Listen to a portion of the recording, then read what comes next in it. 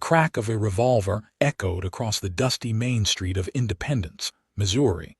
But it was not the sound of the gun that silenced the crowd gathered outside the general store. It was the words that followed. Tessa Rawlings stood her ground, smoke still curling from the barrel of her father's old Colt she'd fired into the air, her voice carrying with unexpected power for a woman of 22. "I will not be silenced any longer," she declared, her amber eyes flashing with defiance beneath the brim of her worn bonnet. "This town needs to hear the truth, whether it suits Mayor Crawford's pocketbook or not." It was the spring of 1876, and Independence was experiencing a renewal as a crucial supply point for westbound travelers, despite the railroad's growing dominance over the once mighty wagon trains. The town elders, a collection of businessmen and landowners, had recently approved a plan to reroute the local creek to accommodate a new mill, one that would conveniently benefit the mayor's brother-in-law while destroying the water access for several small farms south of town. "That woman's got the devil in her," muttered Mrs. Holcomb to her husband as they backed away from the commotion. "Just like her mother, God rest her soul." Tessa had inherited more than just her mother's copper-red hair and strong chin. She'd inherited her sense of justice and unwillingness to conform to what was expected of a proper young lady in frontier society. Since her father's death 6 months prior, she'd been fighting to keep their small bookshop alive while caring for her younger brother, Thomas, who had just turned 16. Without parents to temper her outspokenness, Tessa had become increasingly vocal about the corruption she witnessed in Independence. "The creek diversion will ruin at least 12 family farms," she continued, lowering the gun but not her voice. "Those families have worked that land for years, and you're willing to sacrifice their livelihoods for one man's profit." Sheriff Wilson pushed through the gathering crowd, his weathered face set in a frown beneath his gray mustache. "Miss Rawlings, causing a public disturbance with a firearm is against the law. I'm going to have to ask you to come with me." "Is speaking the truth a crime now, Sheriff?" Tessa challenged, though she allowed him to take the revolver from her hand. "No, but firing a weapon in the town center certainly is," he responded firmly. "Your father would be ashamed of such behavior." Those words stung more than she cared to admit. Her father had been respected in Independence despite his more progressive ideas. He taught her to read and think critically at a time when many still questioned whether educating girls beyond basic domestic skills was necessary. But he had also counseled prudence and diplomacy, traits Tessa found increasingly difficult to exercise in the face of such blatant injustice. As the sheriff led her toward the jailhouse, whispers followed in their wake. Women pulled their children closer as if her rebellious spirit might be contagious. Men shook their heads in disapproval. Only Thomas stood loyally by, promising to mind the shop until she returned. "You'll be lucky if Judge Peterson only finds you," Sheriff Wilson said as he unlocked the cell door. "But if you keep this up, people will start wondering if you're fit to raise your brother." Tessa's heart sank at the implied threat. Without her, Thomas would likely be sent to their only living relative, an uncle in St. Louis, who had made it clear he had no interest in taking in his brother's children. As the cell door clanged shut, she sank onto the narrow cot, the fire of her conviction dampened but not extinguished.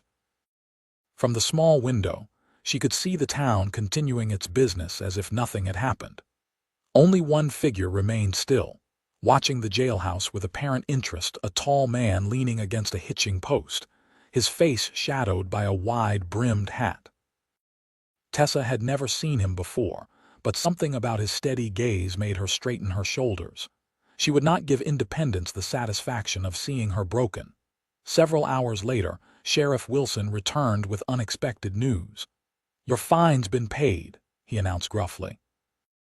"You're free to go, but I don't want to see you causing trouble again, Miss Rawlings." Confused, Tessa gathered her shawl. "Who paid it? Was it Thomas? He shouldn't have. We need that money for the shop." "Not your brother," Wilson replied, unlocking the cell. "It was Darius Caldwell." The name meant nothing to her. "I don't know any Caldwell. He's passing through." Cattle driver turned rancher from what I gather, said something about appreciating anyone willing to stand up for what's right. The sheriff's tone made it clear he didn't share this sentiment. Strange fellow to be taking an interest in local matters. Stepping into the late afternoon sunlight, Tessa found herself face to face with the man she'd noticed earlier. Up close, she could see he was perhaps 30, with keen blue eyes and several days' worth of stubble darkening his jaw. His clothes were trail-worn but of good quality, and the gun at his hip looked well used but meticulously maintained. "Mr. Caldwell, I presume?" she asked, lifting her chin to meet his gaze directly. He nodded, removing his hat in a gesture of respect that surprised her. Most men in town had stopped offering her such courtesies months ago. "Miss Rawlings, I hope you don't mind my interference. Seemed a waste to keep someone locked up for speaking uncomfortable truths." His directness caught her off guard. "I'm grateful, though confused by your generosity." "You're not from Independence. Just arrived yesterday, planning to stay a while before heading to my new property near the Kansas border." He gestured toward the main street. "May I walk you back to your establishment? Your brother seemed concerned." Tessa hesitated only briefly before nodding. As they walked, she was acutely aware of the stares and whispers from townspeople. Being seen with a stranger would only add fuel to the gossip, but she found herself caring less than she might have expected. "You mentioned a creek diversion," Darius said as they navigated the busy sidewalk. "I'd be interested to hear more about it, if you're willing to share."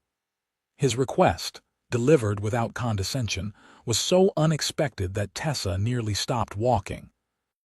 For months, she tried to raise concerns about the mayor's various schemes, only to be dismissed as a hysterical woman or a troublemaker. No one had actually asked to hear her thoughts.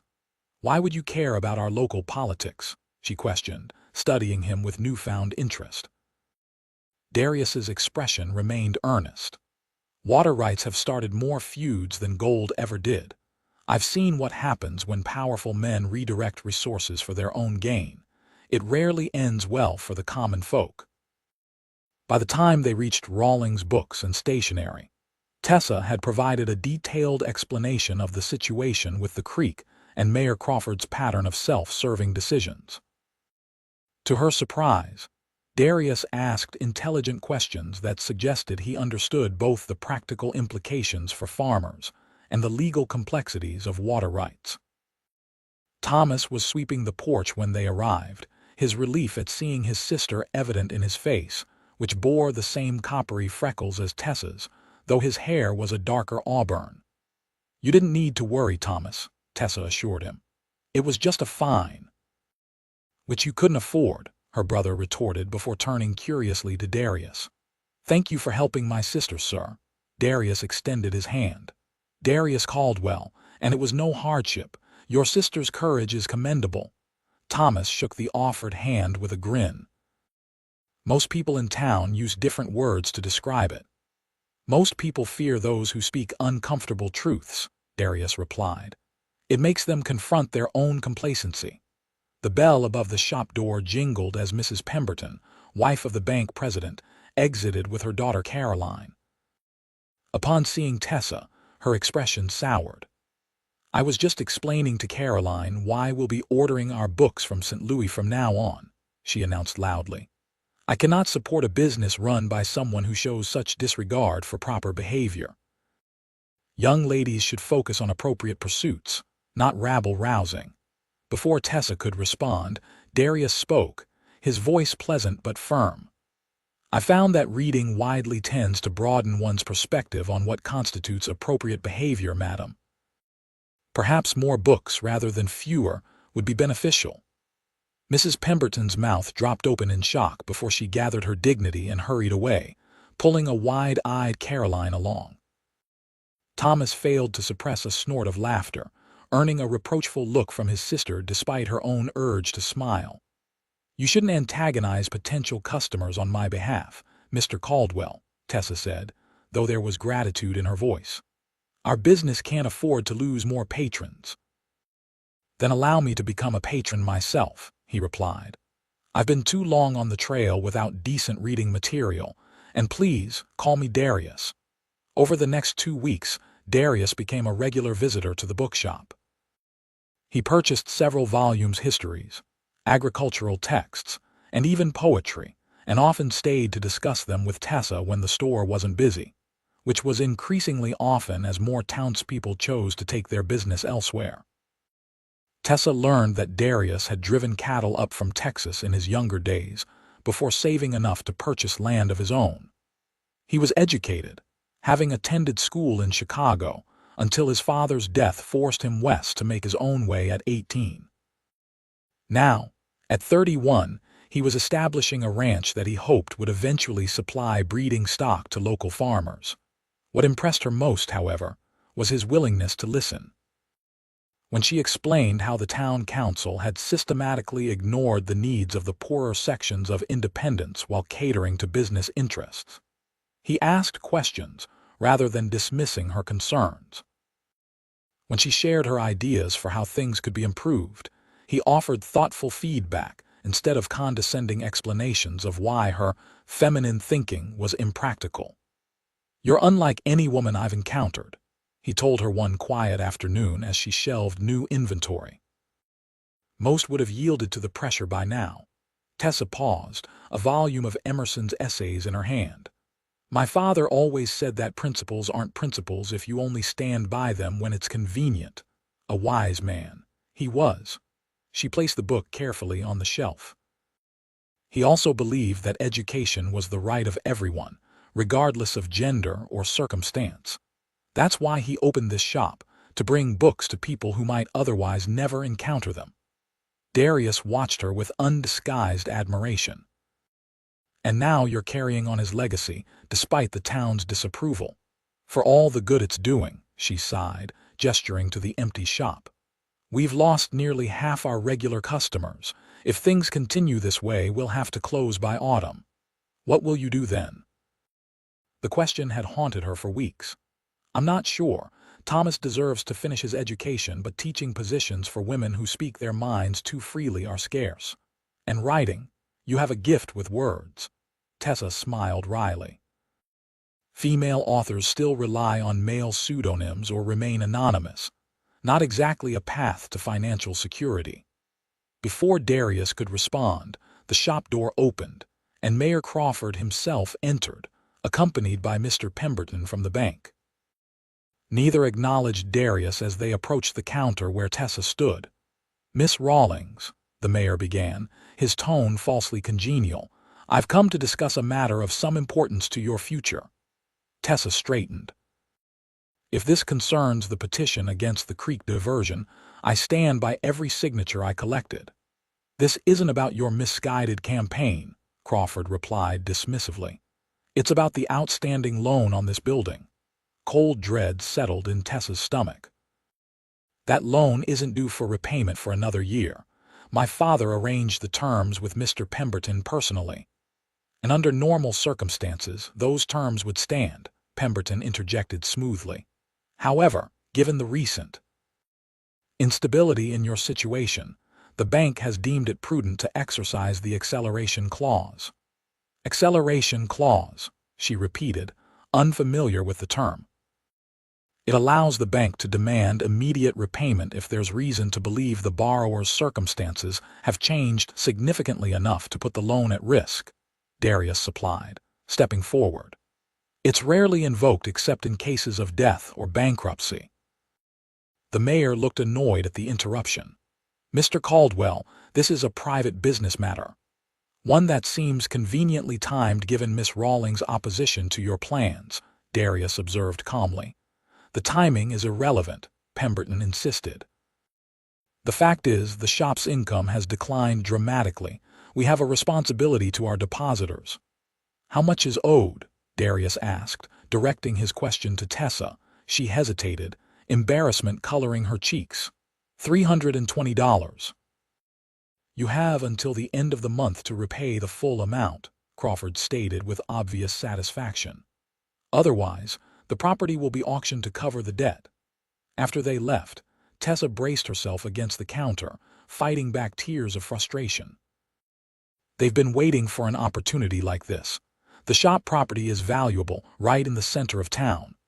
Do you have any savings? Darius asked gently. Some, but nowhere near enough. Father's medical bills took most of what we had. She looked up at him with sudden suspicion. Why are you still in Independence, Darius? You mentioned passing through to your ranch weeks ago. He didn't immediately answer, his gaze moving to the window where the town's main street was visible. I found reasons to delay my departure. What reasons?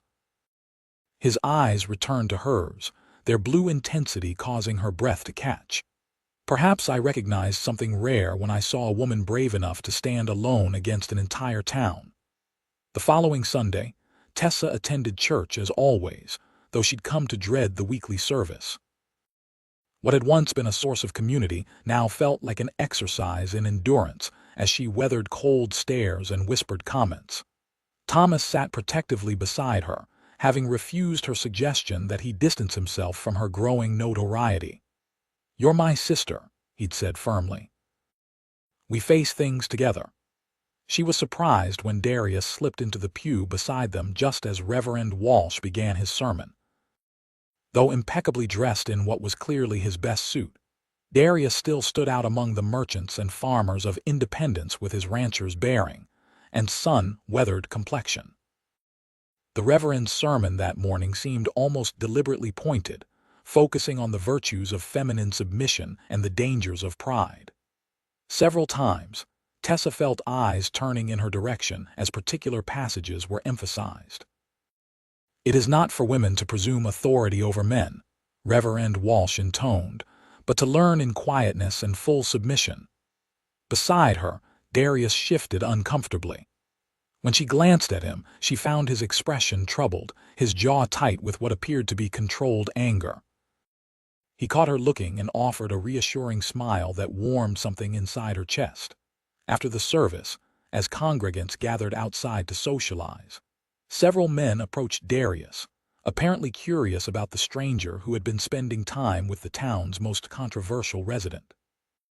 Mr. Caldwell, Judge Peterson called, I understand you've purchased the old Hargrove place out near the border. That's correct, Darius confirmed politely. Fine piece of land, commented Henry Dixon, who owned the largest mercantile in town. Though a man needs a wife to make a proper home, especially out in that isolation. Several of the men chuckled, and Tessa noticed meaningful glances exchanged between Mrs. Dixon and several other matrons who had daughters of marriageable age. When the right woman comes along, Darius replied neutrally, I'll know it. Mrs. Dixon smiled broadly. We're having a dinner this Friday evening. Several families will be attending, those with eligible young ladies included. You'd be most welcome. Thank you for the invitation, Darius said, but I've already made arrangements for Friday evening. He turned to Tessa, his expression warm. Miss Rawlings has agreed to advise me on expanding my personal library. The shock that rippled through the gathered townspeople was almost palpable. Mrs. Dixon's smile froze, while Judge Peterson's bushy eyebrows rose nearly to his hairline. Mr. Caldwell, the judge began carefully, as a newcomer to our community, you may not be aware of Miss Rawlings' reputation. I'm quite aware of how Miss Rawlings is perceived, Darius replied, his tone hardening slightly. I find it curious that a town would so quickly condemn someone for advocating on behalf of its most vulnerable citizens. An uncomfortable silence fell over the group. Tessa, torn between gratitude for his defense and concern that he was endangering his own standing in the community, finally spoke up. We should be going. Thomas has studies to complete before tomorrow. She nodded politely to the gathered townspeople, most of whom had been friends of her parents. Good day. As they walked away, Thomas whispered, That was better than any dime novel showdown. Darius chuckled. I didn't mean to create a scene. You didn't, Tessa assured him. They did by trying to warn you away from the town pariah. Their loss is my gain, he said simply, and the way he looked at her then made her cheeks flush with warmth despite the cool spring breeze. That afternoon, as Tessa was closing the shop, a group of young men she recognized as the sons of several prominent families blocked her path. Their leader, William Crawford, the mayor's son, stepped forward with a sneer. "Your cowboy friend isn't around to protect you now," he taunted. "You should know that no decent man will ever want damaged goods like you." "The only thing damaged is your manners, William," Tessa retorted, trying to step around him. He moved to block her again. "My father says once the bank takes your shop, you'll have no choice but to leave Independence. No one will hire you, no one will associate with you. You're finished here." "That's enough, Crawford," came a familiar voice. Darius approached from across the street, his hand resting casually near his holstered revolver. "A gentleman doesn't harass a lady on a public street, or anywhere else for that matter." William's courage visibly faltered in the face of Darius's calm intensity. "This isn't over," he muttered before retreating with his companions. "Are you all right?" Darius asked once they were alone. Tessa nodded, though her hands trembled slightly. "They're just words." "Words can cut deeper than knives sometimes." He offered his arm. "May I walk you home?" As they strolled through the fading daylight, Tessa found herself wondering what it would be like to leave Independence to start fresh somewhere where her outspokenness might be valued rather than condemned. But such dreams required resources she didn't have. "I've been thinking about your situation," Darius said as they approached the modest house behind the bookshop where she and Thomas lived. "Would you consider a business proposition?" Tessa looked at him curiously. "What kind of proposition?" "I have the funds you need to repay the bank loan," he stated directly. "I'd like to invest in your bookshop as a silent partner." She stopped walking, stunned by the offer. "Why would you do that?" "Several reasons. First, I believe in what your father was trying to accomplish. Education changes lives, I've seen it firsthand. Second, it's a sound business decision. Once the controversy dies down, the shop will recover. And third," she prompted, sensing he was holding something back. Darius hesitated. "Third, I admire you, Tessa. Your courage, your principles, your intelligence.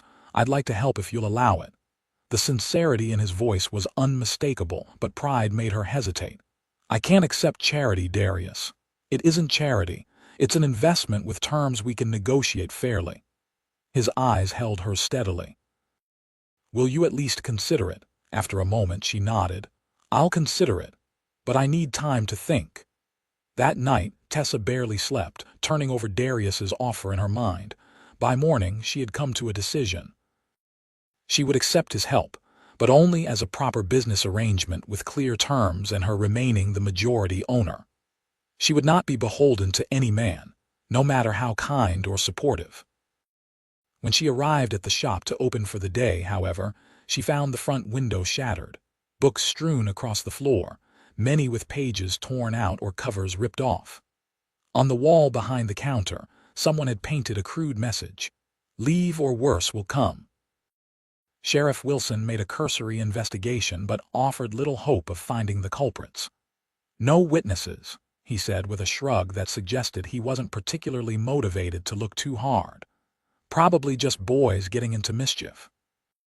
"Boys who coincidentally targeted the one shop whose owner opposes the mayor's plans," Tessa challenged bitterly. "I suggest you focus on cleaning up rather than making more accusations, Miss Rawlings," the sheriff replied before leaving. Thomas helped her salvage what books they could and board up the window, his young face grim with anger and determination. "We can't let them win, Tess." "We won't," she promised, though she wasn't sure how they would fight back against such tactics. When Darius arrived later that day and saw the destruction, his expression darkened with a cold fury she hadn't witnessed in him before. "This goes beyond harassment. This is criminal intimidation." "And yet no one will be held accountable," Tessa said wearily, sweeping up broken glass. "The sheriff made that clear enough. There are other forms of accountability." Darius surveyed the damage thoughtfully. "Have you considered my offer?" "I have," she replied, setting aside her broom. "I'll accept your investment, but only under proper business terms. And I retain control of what books we carry and how the shop is run." "I wouldn't have it any other way," he assured her. "Your vision is what makes this place special." As they discussed the details, Darius revealed that he had been making inquiries about the creek diversion plan, and had uncovered some interesting information. The mayor doesn't just stand to benefit through his brother-in-law. He's quietly purchased land that will increase in value once the mill is operational. Tessa's eyes widened. That's a clear conflict of interest. If people knew, they should know, Darius agreed. But it needs to be presented in a way they can't ignore or dismiss as a woman's hysteria. Over the next week, they formulated a plan. While Tessa reopened the shop and continued her daily operations despite dwindling customers, Darius gathered evidence of the mayor's secret land purchases through contacts at county offices in neighboring towns. Together with Thomas, they prepared a detailed report documenting how the creek diversion would damage not just the southern farms but eventually affect water quality throughout the area. Rather than making another public spectacle, Tessa took a different approach. She penned a series of letters with Darius's help, sending them to newspapers in nearby cities, the territorial governor, and several prominent businessmen who had interests in independence but weren't part of the mayor's inner circle. Their efforts might have gone unnoticed except for an unexpected ally. Caroline Pemberton, the banker's daughter who had been forbidden from patronizing the bookshop, secretly visited Tessa one afternoon. "I heard about what happened to your store," she said hesitantly. "It isn't right, what they are doing to you." "Thank you for saying so," Tessa replied, surprised by the visit, "but your father wouldn't approve of you being here." Caroline lifted her chin in a gesture reminiscent of Tessa herself. "I've been thinking about what Mr. Caldwell said that day about reading widely broadening one's perspective. He was right, and I've overheard things at dinner that you should know." What Caroline revealed was startling. The creek diversion plan included provisions to eventually charge all farmers for water access, something that had been deliberately concealed from the town council. Mayor Crawford and his associates planned to create a water company that would control all access to the diverted creek, effectively creating a monopoly on the region's most essential resource. Armed with this new information, Darius suggested they needed to present their case to someone with the power to intervene. The circuit judge arrives next week for the quarterly court session. He outranks Judge Peterson and has authority to review town council decisions. "Crawford will try to prevent us from speaking to him," Tessa pointed out. "Not if we arrange a private meeting first," Darius countered. "I have an acquaintance who knows him from his days practicing law in St. Louis." The day the circuit judge arrived, Independence was abuzz with activity. Court days always brought an influx of people from surrounding areas, creating a carnival-like atmosphere as vendors set up stalls and townspeople gathered to socialize. Tessa and Darius had arranged to meet the judge at his hotel before the formal proceedings began. They arrived separately to avoid drawing attention, with Thomas keeping watch outside for any sign of the mayor or his allies. Judge Harmon Monroe was a formidable figure with sharp eyes that seemed to miss nothing and a reputation for scrupulous fairness. He listened without interruption as Tessa presented their evidence of the mayor's secret land purchases and the hidden plans to charge for water access. "These are serious allegations, Miss Rawlings," he said when she finished. "What is your interest in this matter? Do you own affected property?" "No, Your Honor," she admitted. "But my father taught me that injustice anywhere is a threat to justice everywhere. The families who will lose their water access can't speak for themselves, they risk too much. And you, Mr. Caldwell, what's your stake in this local dispute?" Darius met the judge's gaze steadily. "I believe in standing up for what's right, especially when it's difficult. Miss Rawlings had the courage to do so when no one would listen. I'm simply adding my voice to hers." Something in the way he said it made Tessa glance at him, a warmth spreading through her chest that had nothing to do with the stuffy hotel room. Judge Monroe considered them both for a long moment before nodding. "I'll review these documents thoroughly before today's session. If what you've presented proves accurate, I'll have questions for Mayor Crawford during the public meeting." As they left the hotel, hope flickered in Tessa's heart for the first time in months. Outside, Thomas rushed to meet them, his expression urgent. "The mayor and Sheriff Wilson are looking for you, Tess. They're telling people you've stolen documents from the town office." "That's absurd," she gasped. "It's a preemptive strike," Darius interrupted grimly. "They must have learned about our meeting with the judge." "What do we do now?" Thomas asked, looking between them. Darius took Tessa's hand, his touch steady and reassuring. "We attend the public session and trust that truth will prevail." The town hall was crowded when they arrived, with Mayor Crawford and his supporters prominently seated near the front. Sheriff Wilson approached them immediately. "Miss Rawlings, I need to speak with you about some missing documents," he announced loudly enough for nearby conversations to halt. "Any discussion can wait until after the court session," Darius intervened smoothly. "Judge Monroe is about to begin." The sheriff hesitated, clearly torn between his orders from the mayor and the protocol of the circuit court. Before he could decide, Judge Monroe entered and called the session to order, demanding silence. The routine cases were dealt with efficiently: property disputes, minor offenses, and civil complaints that had accumulated since the judge's last visit.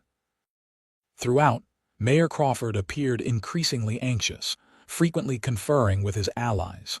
Finally, as the formal docket was completed, Judge Monroe cleared his throat.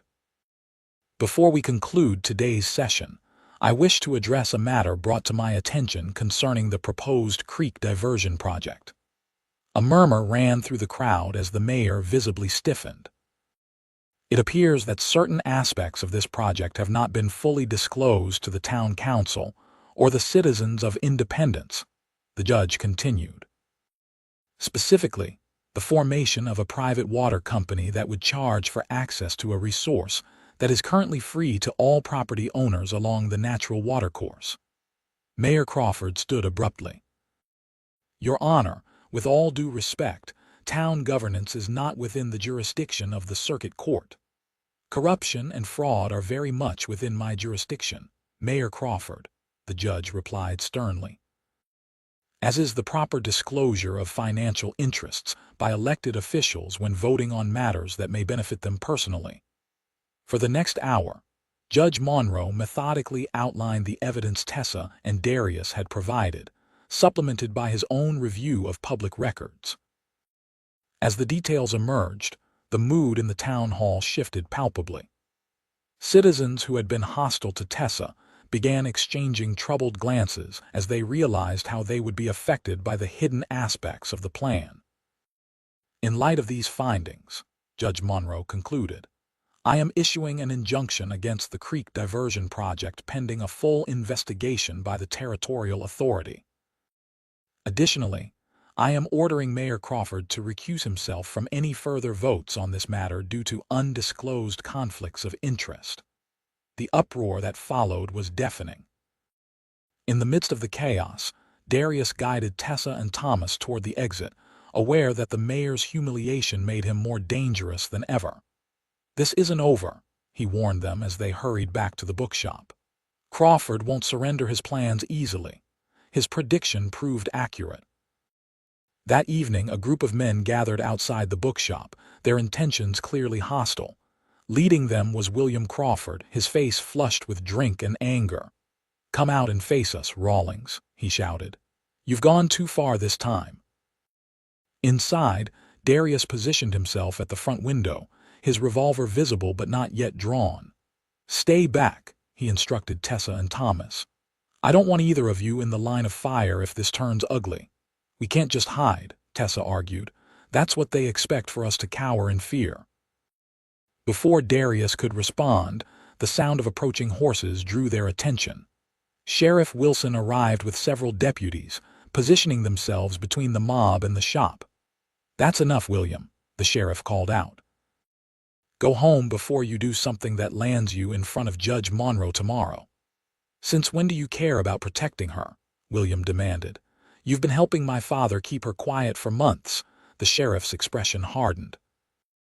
"I enforce the law, and right now you're disturbing the peace. Clear out, all of you, or spend the night in jail." To Tessa's surprise, the sheriff then dismounted and approached the shop door. When Darius cautiously admitted him, Wilson removed his hat, looking uncomfortable. "Miss Rawlings, I owe you an apology," he said stiffly.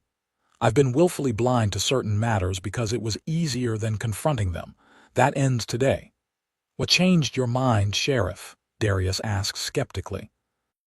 "Judge Monroe had some choice words for me in private about my duties to all citizens, not just those with influence."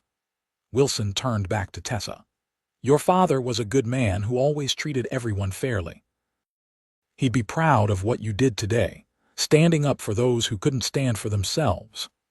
After the sheriff left, promising to keep an eye on the shop throughout the night, Tessa found herself overwhelmed by the day's events. The vindication was sweet, but the emotional toll of months of ostracism and fear suddenly caught up with her. To her embarrassment, tears began streaming down her face. "Hey," Darius said softly, drawing her into a gentle embrace. "It's over now, you've won." "Have I?" she whispered against his shoulder. "The mayor still has power and allies. The town still sees me as a troublemaker. Nothing's really changed." "Everything has changed," he countered, pulling back to meet her eyes. "You showed independence that one person with courage can make a difference. The truth is out now, and people will have to reckon with it." Thomas cleared his throat from across the room. I'll go check that the back door is secured," he offered tactfully before disappearing into the storeroom. Alone with Darius, Tessa became acutely aware of how close they were standing, of the warmth of his hand still resting lightly on her arms. "Why did you really stay in Independence?" she asked, the question that had been lingering in her mind for weeks. "Your ranch has been waiting all this time." Darius's gaze never wavered from hers. "I think you know why, Tessa." "I'd like to hear you say it," she pressed, her heart racing. "Because from the moment I saw you standing in that street, refusing to be silenced despite an entire town turning against you, I knew you were extraordinary," he said, his voice low and earnest. "Because every day I spent with you confirmed what I suspected, that you're the kind of woman I've been looking for all my life without realizing it." "And what kind is that?" she asked, hardly daring to breathe. "Brave, principled, compassionate despite everything you've endured." His fingers brushed a strand of hair from her face with exquisite tenderness. "The kind worth changing all my plans for." Tessa had never considered herself a romantic. Practical concerns had always taken precedence, especially after her father's death left her responsible for Thomas and the shop. But standing there with Darius, she felt something bloom inside her chest that no amount of practicality could diminish. "I've never met anyone like you either," she admitted softly. "Someone who actually listens when I speak, who values my thoughts instead of dismissing them."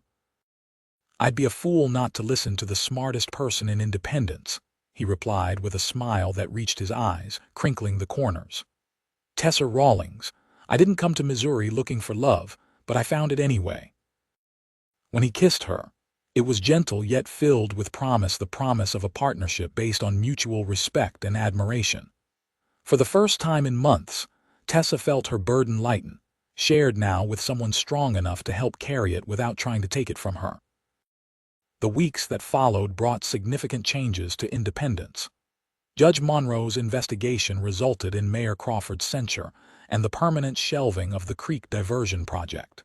Several council members, implicated in the scheme, resigned rather than face further scrutiny. Business at the bookshop gradually improved as townspeople who had avoided it out of fear of association began to return.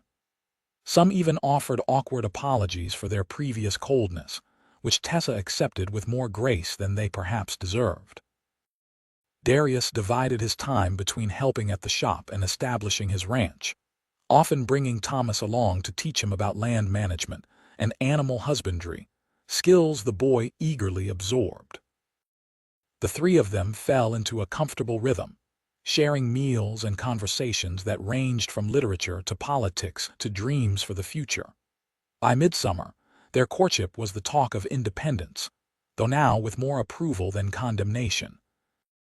The story of how they had exposed corruption and protected the town's water rights had transformed Tessa from pariah to local hero, In many eyes, though, she took the change in public opinion with a healthy dose of skepticism.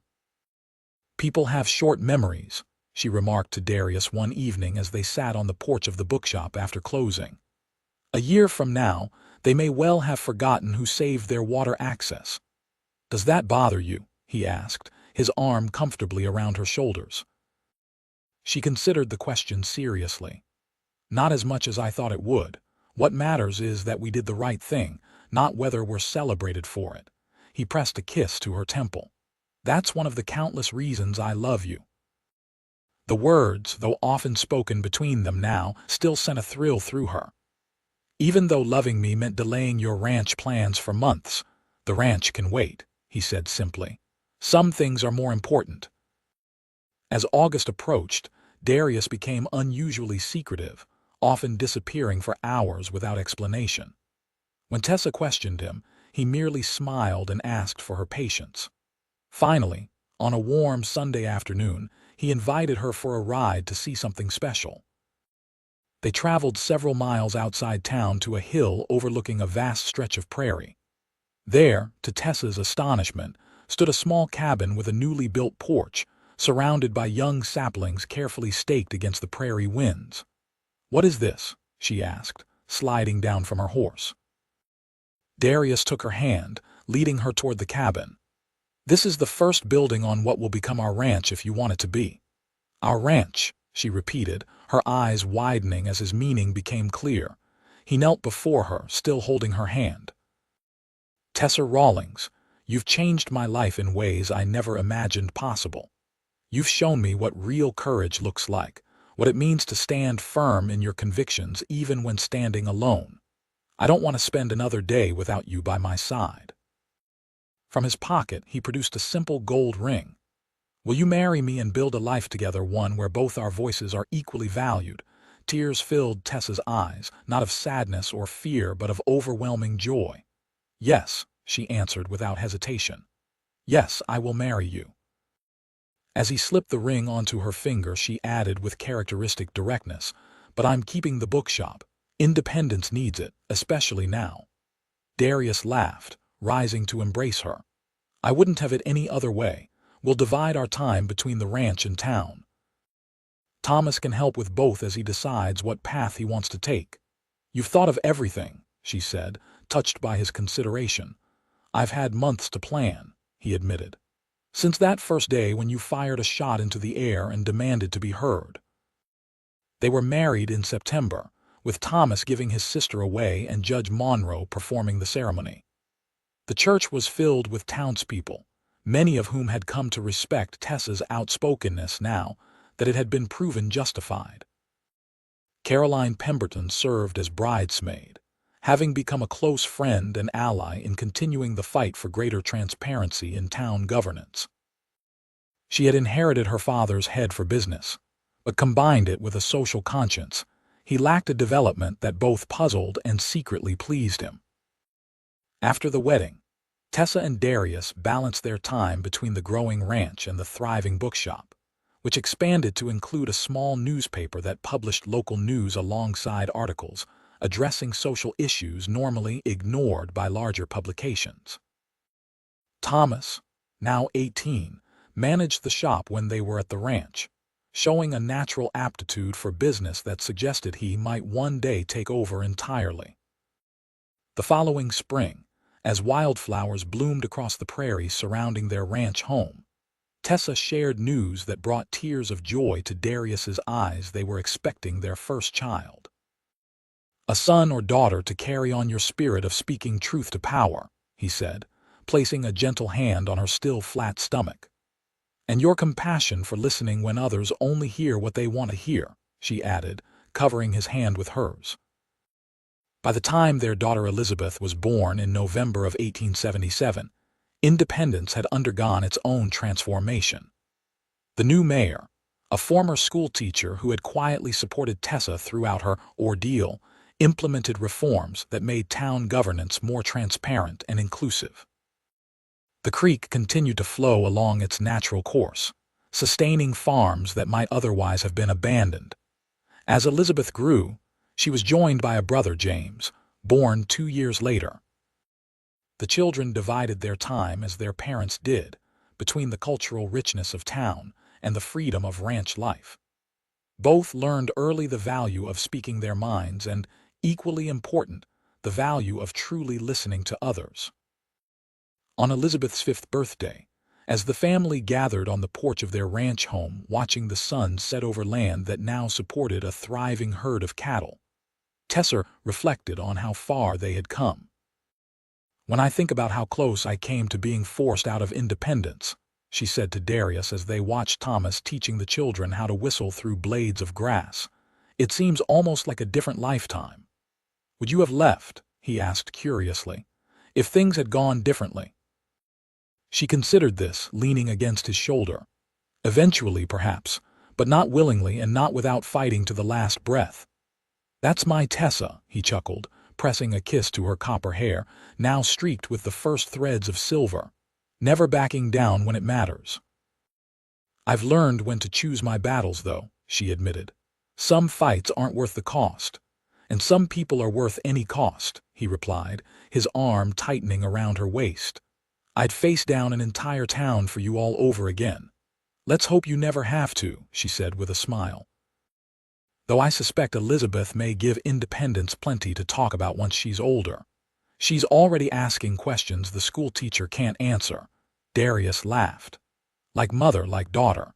The world needs more women willing to speak uncomfortable truths." "And more men willing to listen when they do," Tessa added, turning to face him fully. 10 years after that fateful day when Tessa had fired a shot into the air to make independence listen, the town honored her with a most unexpected tribute. The town council voted unanimously to name the new public library after her father, recognizing his vision of education for all as a cornerstone of the community's future. At the dedication ceremony, standing beside her husband with their children and brother watching proudly, Tessa reflected on the power of a single voice and the even greater power of that voice when it finally finds someone willing to truly listen.